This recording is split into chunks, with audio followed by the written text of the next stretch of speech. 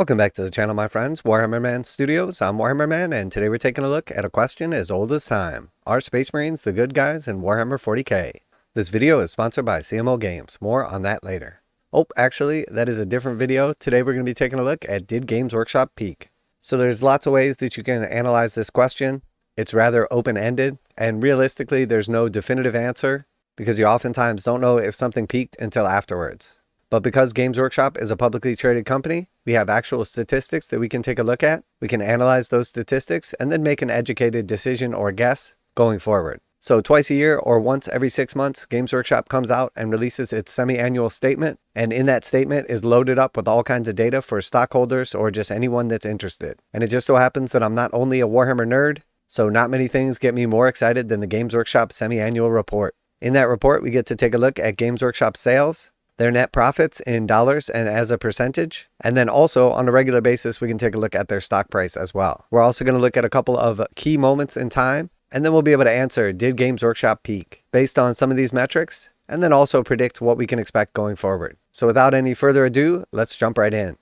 So this is Games Workshop stock and ticker, GAW. And I'm sure at some point in time, I'm going to say dollars instead of pounds or pounds instead of dollars. But regardless of that, more important than anything, we're just looking at, are the numbers getting bigger? Are they getting smaller? Are they making more money? Are they making less money? And do we expect them to make more or less money in the future? And then also, obviously, we're going to look at the actual stock price and see, is it worth more than it used to be worth? Or is it worth less than it used to be worth? And does it seem like it's going to be worth more or less in the future?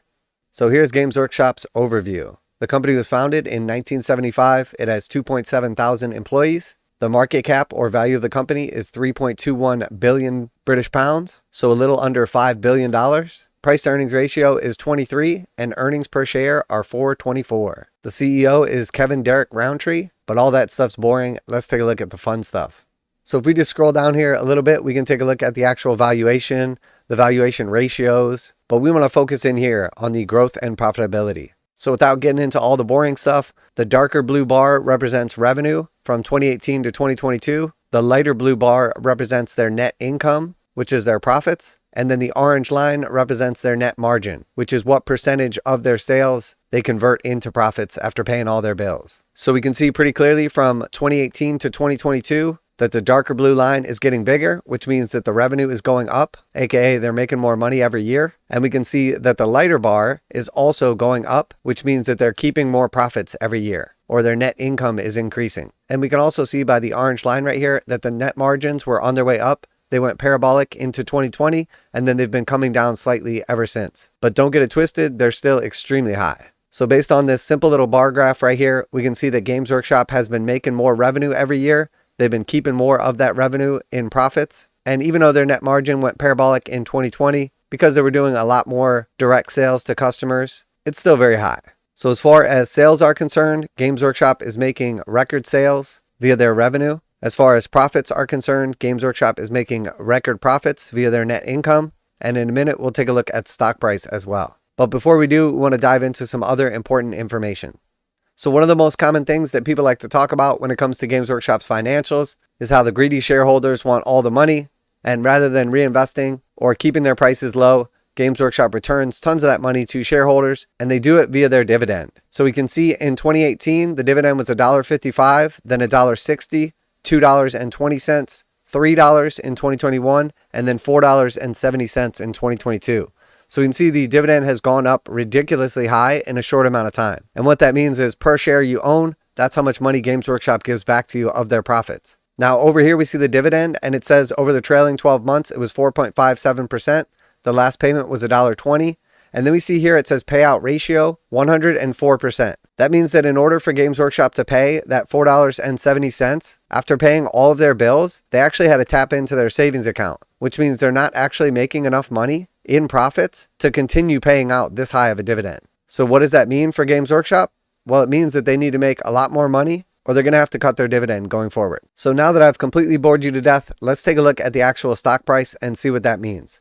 So we know that Games Workshop's sales have been going up, but not by that much. We know that their profits have been going up, but again, not that much year over year. Let's take a look at their stock price. Now a quick message from today's sponsor. CMO Games has been selling Games Workshop products online for over 20 years. They carry the full line of Games Workshop products including Warhammer 40,000, Age of Sigmar, Necromunda, Blood Bowl, paint tools, and more. Almost all Games Workshop products are priced at 15% off MSRP. CMO Games takes pre-orders for most Games Workshop products released at their earliest date possible. 12:01 a.m. on Saturday, they go live. Most of these pre-order products are also priced at 15% off MSRP. CMO Games offer free shipping in the US 48 with an order of $50 or more. Their customer service is top-notch and they ship most orders within 24 hours. Visit CMOGames.com using the affiliate link in the description and let them know that you heard about CMO Games from Warhammer Man. Now back to the video.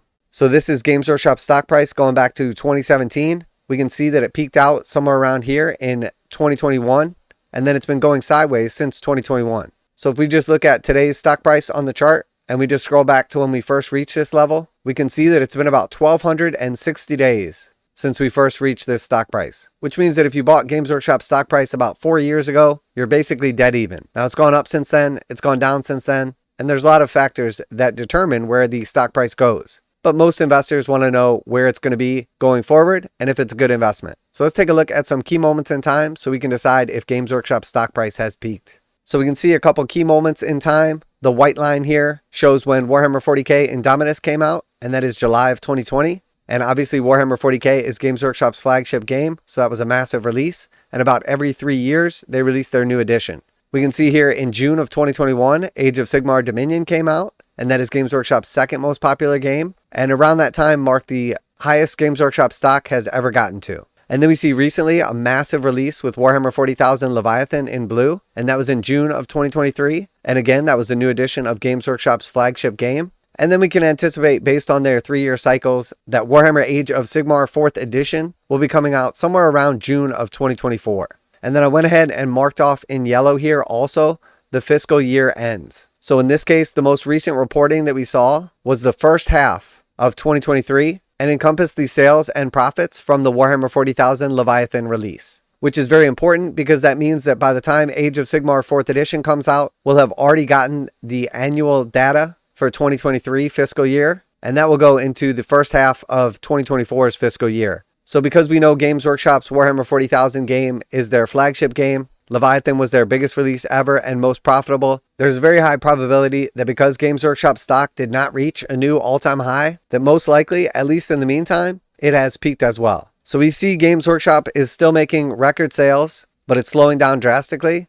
and that most of that is probably to do with their price increases. We know that Games Workshop is making record profits, and again, most of that is probably due to their price increases, and that even by making continually record high sales and record high profits, their stock price has been unable to reach a new all-time high, which peaked back in 2021. So I'm not saying the stock price will never go to a new all-time high again, but more likely than not, it's at least peaked for now. Which brings us back to their dividend, which we know is over 100% of what they're making in profits they're returning to shareholders, which means likely going forward, they're going to have to cut their dividend, which is going to have a negative correlation with the stock price and likely drag it down. So based on what we discussed today, sales, profits, and stock price, more likely than not, Games Workshop has at least peaked for now. It doesn't mean that Warhammer won't continue to be more popular. It doesn't mean that Games Workshop in the future won't have record high sales or record high profits or record high stock price. But more likely than not, we know that a lot of that has been pulled forward and that realistically, a lot of those numbers have probably been inflated, not by selling more, but by charging more for that product, and that is an unsustainable path. So before we wrap up this video, we just want to talk about one more thing. So if you're not familiar with the structure of a publicly traded company, the person in charge, the number one, is the CEO. We'll call them the captain, and that's Derek Roundtree. And under the captain, the number two or lieutenant is the CFO. And in the most recent semi-annual report, we got some breaking news. Games Workshop Finance Chief Rachel Tung to step down. Games Workshop said Chief Financial Officer Rachel Tung will leave the company in January of 2025. The UK miniature wargaming company on Tuesday said that Tung has decided to not seek re-election at the next annual general meeting in September, but will continue in the role to ensure a smooth transaction. We'll be commencing a search for a successor immediately, the company said. Tung has served the company for 27 years and 9 years on the board, Games Workshop added. So we don't know her specific reason for stepping down, but I think based on the actual financials, based on the actual stock price, and the second in charge leaving the company after 27 years, there's a very high probability that Games Workshop has in fact peaked. So let me know what you guys think in the comments. Do you think the Age of Sigmar 4th edition release will be enough to push sales to record highs, profits to record highs, or the stock price to record highs? Do you think the second in charge and CFO, who's worked at the company for over 27 years, stepping down, tells us anything about the future of Games Workshop? Always like to hear back from you guys in the comments. If you enjoyed today's video, make sure to like and subscribe. Special thanks to CMO Games for sponsoring the video. That's it for today. Warhammer Man Studios, I'm Warhammer Man. And if you ask me, has Games Workshop peaked? I'd say based on those metrics, yes it has. And I'm out of here.